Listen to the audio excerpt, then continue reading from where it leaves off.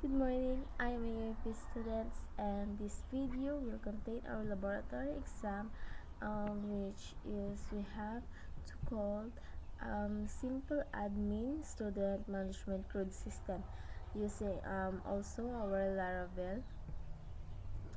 So now this is the we will do controller category, product chart, and blade template. So first I'm going to show my codes. So I already type this in operation for to use the showing the link of the website. So here it is, the link. But now I will going to show my the names of my blade.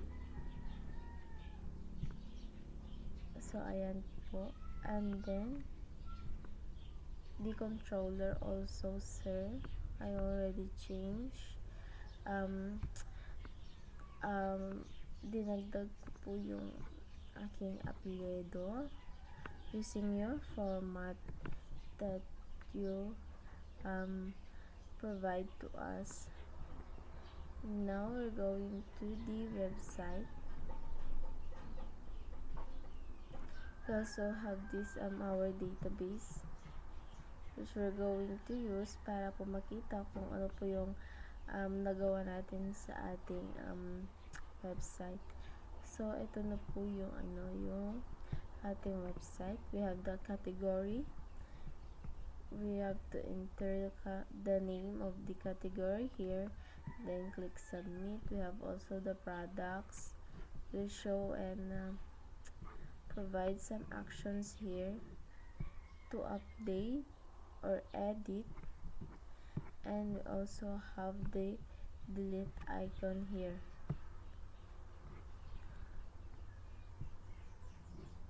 And we also have these charts. So ayan, 100% lang po palang ang ating nilalaman na ating charts kasi iisa pa lang po yan. So now I'm going to add categories. Going to drinks, then submit. Then we're going to the products, then add products, and I'm going to type here the drinks product name, kunwari Coke. Let us use the Coke product. Description, we have to Coke Zero na lang. And then price to 50 or 75 na lang. Then stock quantity, where I have to choose to put the 10 na lang. Then image, choose file image. Then I'm going to use some of my image here.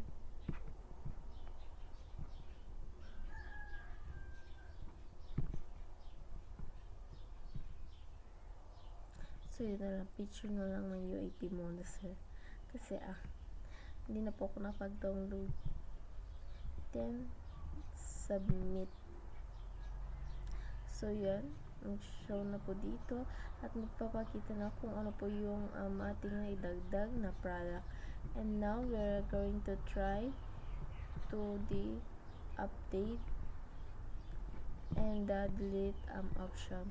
But now I'm going to show the sa ating database muna kung nadagdag po yung ating product. So we're going to browse. So ayan, nadagdag na po itong ating product na Coke with the price of 75. And now we're going back to our website. We're going to show muna yung ating charts. So ayan, half-half na po siya kasi may nadagdag ng isang product. But now we're going to back our products and makikita rin po dito yung ating kung ilan po yung ating magiging products. And magpapakita akong 10, 25, 50, 100 the entries here.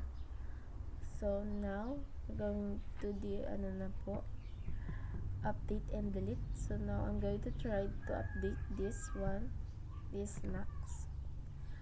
Kunwari palitan na natin siya ng product name, which is going to try the Nova. And then we have to change the price.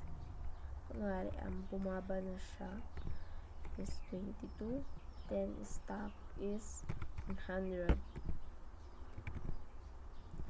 Now we're going to still use this image and now update.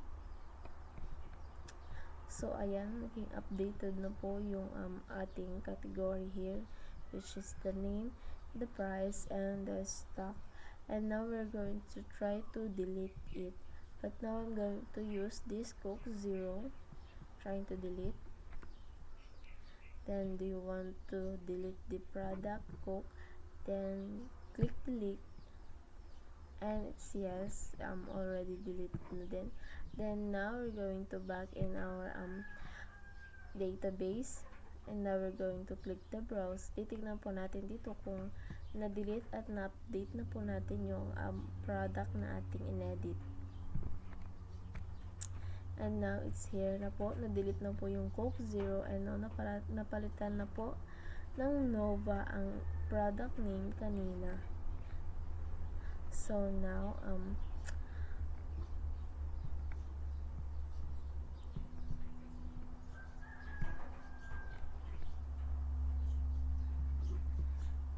and now yun lamang po ang aking video, at sana po ay may points pa rin po ito, sir. Thank you po.